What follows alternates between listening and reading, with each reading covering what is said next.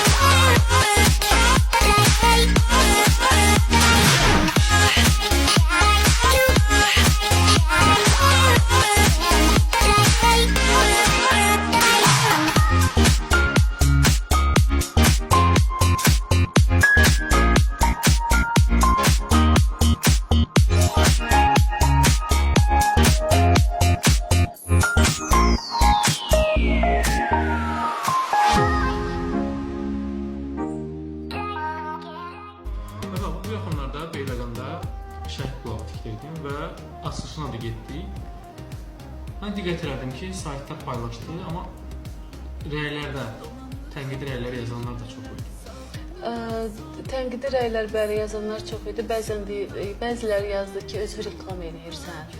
Nə bilim mən, bəziləri yazdı ki, haram pulla qazanmısan, neynəmisən, haram puldur sənin qazandığın, belə elə. Reklamı elə tək ki, hamı belə reklam eləsin özünü, hamı yaxşı əvvəllər reklam eləsin. Qaldı ki, haram pula, mən körpə uşağımı qoyuram evdə, Instagramı baxan, izləyən məni hamı bilir. Mən 2 yaşımda, bir yaş yarımından toylara gedirəm. 2 yaşımda uşağımı qoyuram, evdə gedirəm Rusiyada toya, Azərbaycan bölgələrinə gedirəm toya. Gecə saat 12-də, 1-də, 2-də bu vaxtlarda evə gəlirəm. Bu niyə haram puldur ki? Saatlarla kablukda, hündür kablukda, müğənnilərin hamısı əslində kənardan düzlüyə rahat görünür. Amma mən bir toya getmək üçün mən 5 saat, 6 saat bir də görsən yol gedirəm. 6 saat qayıtmaq, 12 saat və 5 saatda toyda iştirak edirəm. Bu neçə saat olur? Buna insan bədəni gör nə qədər əziyyətlə, əzabla bu pulları qazanırıq. Kimsə yazanda ki, haram pul, əlbəttə mənə təsir eləyir. Düzdür, mənim dəstəyim var, mən ilk sənətə başlayanda mənim yoldaşım dəstəyim var, bunu heç vaxt almamışam. Bugünkü gündə bəzi şeylər var ki, mən bu evi ala bilməzdim, bəli. Bu evi mən 10 il işləyərdim, bəlkə onda tikdirərdim öz haqqımla. Amma mən bulaq tikdirə bilirəm, mən bir şəhərdə ev ala bilirəm, maşın ala bilirəm özümə. Çünki mən ayın 30 günü, 20 günü mən toydayam. Mən niyə eləyə bilmiyim ki bunu? Qiymətlər də Allah'a şükür, hamı bilir.